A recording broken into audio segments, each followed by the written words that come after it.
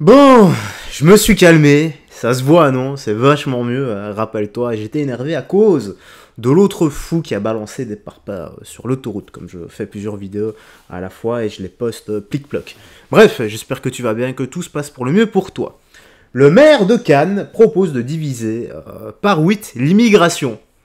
Bonne idée, fausse bonne idée, voilà, je n'en sais rien, seul toi est maître et juge dans l'espace commentaire. Nous allons commencer, bon là, il y a encore une fois Thomas Guénolé qui va bien l'ouvrir, bah, on le voit j'imagine. J'imagine également Gilles Verdez et je crois qu'il y a Fabrice Divisio. Donc tu les mets tous les trois dans une marmite, c'est la cocotte minute qui éclate. Allez, voyons, checkons ça, mais avant ça, petit like et commentaire pour le soutien et le référencement. Nous sommes partis. Voilà, je vous le dis. Et ensuite, peut-être, on en fera rentrer d'autres. Mais pour l'instant, vous voyez bien que c'est impossible. Il va falloir... Ça prendra trop de temps, excusez-moi. Il faut réguler l'immigration. Donc vous... Ça prendra trop de temps, en fait. Thomas Guénolé. Ouais. Heureusement, Thomas Guénolé, que vous n'êtes pas au gouvernement. Cette phrase, ça prendra trop de temps. Donc, si ça prend trop de temps, on préfère encore en faire rentrer. C'est pas ça, c'est qu'un médecin, ça prend entre 7 et 10 ans à former. On a besoin de médecins tout de suite. Donc, il faut de l'immigration de médecins, c'est logique. Et après, tu dénonceras les contestations des étrangers. Alors, s'il y a bien un sujet où il ne faut pas dire ça, c'est l'immigration de médecins. Mais enfin Et oui, Fabrice, vous avez pris le pire exemple. Ça commence. Mais le pire exemple, le pire. Alors, pour le coup, c'est pas de bol. S'il y a un sujet que je connais par cœur, c'est la question de l'immigration, médecins de santé. Les médecins diplômés étrangers sont chez moi, à mon cabinet depuis au moins 15 ans. Je les connais. Je veux dire, s'il y a un truc qu'il faut surtout pas faire, c'est venir favoriser une immigration médicale. Surtout pas. Il faut absolument ouvrir les vannes, si vous voulez, des médecins du numerus clausus et réfléchir à faire de l'internat dans le privé. Mais surtout pas faire venir des médecins étrangers. Pour deux raisons. D'abord parce qu'ils vont avoir un problème. Ensuite, c'est de la main-d'œuvre bon marché qui sert effectivement les hôpitaux de province et qui bossent comme nuit et jour pour 2,5 fois moins que les PH. Et ensuite, effectivement, deuxième élément, vous avez une injustice profonde à destination des étudiants en santé qui, eux, se ramassent comme des merdes chaque année avec des concours complètement débiles. Vous savez pourquoi Et vous savez ce qui se passe, Fabrice? Il y a énormément de gens qui ne font plus médecine en France, qui vont le faire à Madrid. Oui. Mais ma fille est en médecine à Rome. Exactement, Portugal et Madrid. Voilà. Ma fille est en médecine à Rome. Ah, voilà, exactement. Bah oui, parce que c'est devenu n'importe quoi. Donc même ça, c'est absolument n'importe quoi. Sur le numéro de clausus, je suis d'accord avec vous. Oui, mais le problème, c'est que faire venir des médecins étrangers par ailleurs, c'est déposséder les pays dont ils viennent de talent. Il va falloir arrêter de piller les pays étrangers. Premier élément. Et on ne parle pas que de médecins. Les autres, il faut les former. Il faut former déjà ceux qui sont là. Voilà, pour faire. On ne va pas faire rentrer d'autres gens sans déjà formons ceux qui sont là. Faisons-les travailler et au moins voilà. Si vous voulez qu'on débatte de la formation professionnelle, c'est avec plaisir parce qu'il y a des vrais problèmes là-dessus. C'est vrai. Mais pardon Thomas, je pense que David Lisnard ne parle pas que des gens qui viennent en France avec un projet sérieux. Il parle aussi des gens qui se font naturaliser. Et qui n'ont rien comme projet. Il parle de gens dont on parlait qui ont des passeports, qui ne parlent pas français, qui ne viennent pas bosser en France, qui viennent jouir du système de santé. C'est ça le problème. Et je pense même pas qu'il faille faire un calcul mathématique de diviser par 8. C'est juste durcir les conditions d'immigration. Évidemment qu'on a besoin d'immigrés, de talents, de gens qui ont envie de travailler, qui ont envie de bosser, qui ont envie de payer les impôts, qui ont envie d'être français. Mais il y a une telle majorité. Juste comme ça, des gens qui ont envie de payer des impôts. Je remets parce que cette phrase me fait rire. Je pense de gens qui immigrent en France pour les mauvaises raisons que oui, effectivement, il faut la baisser cette immigration dans ces cas-là. Mais voilà. Je propose, on prend Gilles Verdez. Allez, ça sera fait. Allez. Avec plaisir. On le fait maintenant. On fait le doublé comme ça. Allez, d'accord. Allez, on fait le doublé de Covalence. L'immigration, c'est une chance pour la France. Mais ça fait, vous le dites tous les jours. Donc il faut C'est pas le débat. Si, il faut surtout pas diviser. Il faut surtout pas diviser. Moi, je suis pour qu'il y ait plus ni diviser, ni division. Voilà. Ah, il faut surtout pas qu'il y ait d'étudiants étrangers en moins. Il faut surtout que la société devienne multiculturelle. Donc moi, je suis pour l'immigration. J'espère que des immigrés vont venir encore. Excusez-moi, j'ai une question à vous poser. Quand vous dites ça, mais allez-y. Mais la raison, parce que vous dites déjà c'est une vraie question pour le coup. Quand vous dites ça, c'est vraiment parce qu'on vous a demandé de le dire. Ça Oui, m'a demandé de le dire. C'est-à-dire qu'il y a un scénario. Il y a un moment, attendez, il y a un moment, il y a un type, on dit, il joue l'imbécile ce soir. C'est toi. Et voilà, il y a un rôle. Non mais rassurez-moi sur ce point vraiment. J'insiste vraiment. Rassurez-moi. Personne, naturellement, ne peut tenir ce genre de propos par lui-même. C'est pas possible. Non mais c'est une question, hein. C'est une question, c'est juste une question. Hein. C'est pas un reproche, c'est une question. C'est Et la réponse, c'est quoi? Oui, c'est pas grave. Je suis choqué parce que vous dites. C'est pas grave, c'est pas grave. C'est-à-dire que vous estimez que quelqu'un pourrait me faire dire des choses. Pas du tout. Je vous pose je vous pose la question. Je vous pose la question de savoir. Voilà. Je suis pas sûr que ce soit une vanne. Je vous pose la question. Mais je pense. Instrumentalisé. Faites pas de votre guénolé, mettez votre susceptibilité de côté, d'accord? Non, j'en ai pas. J'ai rien dit, moi.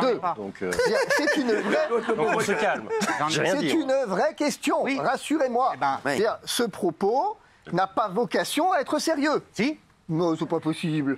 Pourquoi? Non. Société multiculturelle, non, c'est pas vrai. Il faut plus d'étrangers. Je ne crois pas que quelqu'un puisse tenir ce genre de propos sérieusement. Il y a combien de chômeurs en France? Presque 3 millions. Exactement.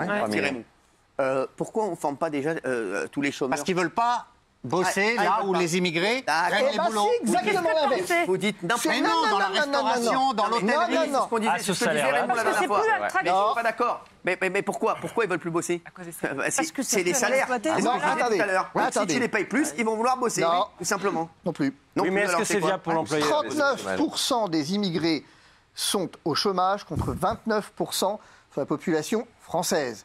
Donc, nous avons un problème. Votre immigration de travail, ça ne marche pas.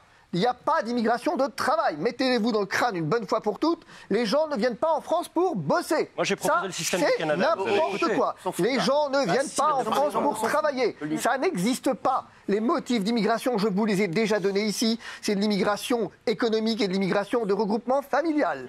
Et c'est faux de dire que les gens viennent pour travailler. On a besoin de machin. Les gens, quand ils arrivent en France, sont au chômage de manière plus importante que la population française. Premier élément. Deuxième élément, la population française a augmenté de 1,64% depuis mai 68 en gros, et on est à 2,2 pour les immigrés. Ça veut dire quoi? Que la population immigrée augmente plus vite que la population française. Est-ce que ça vous laisse entrevoir ce que ça veut dire multiculturel? Multiculturel à force, ça va devenir uniculturel.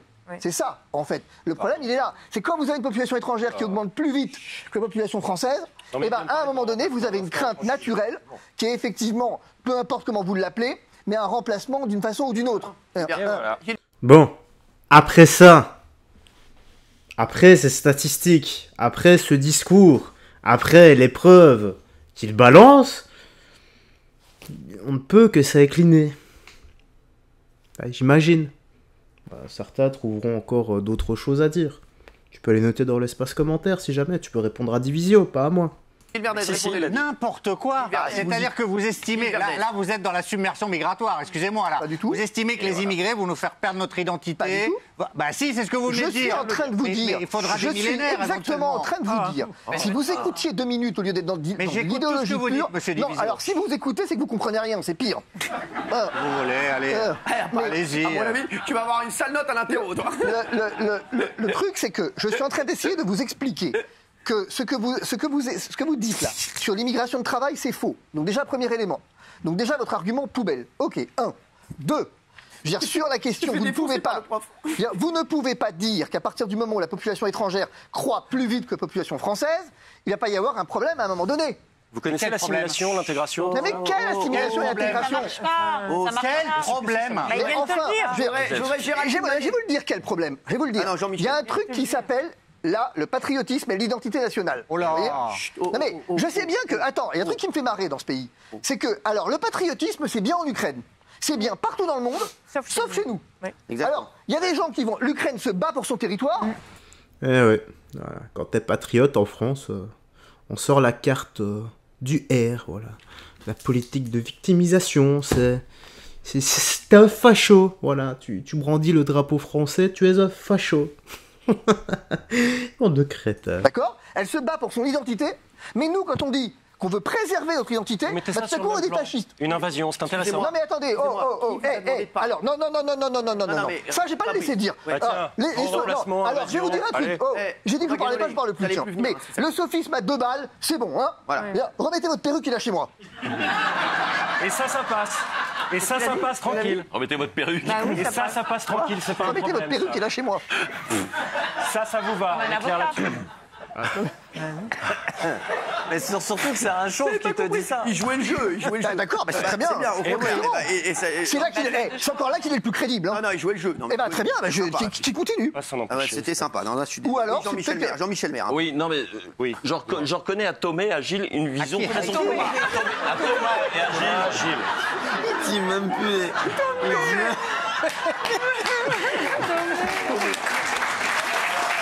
Ah, j'en ai marre. Qu'est-ce que j'en ai marre. Qui s'appelle Thomas dans les... Thomas.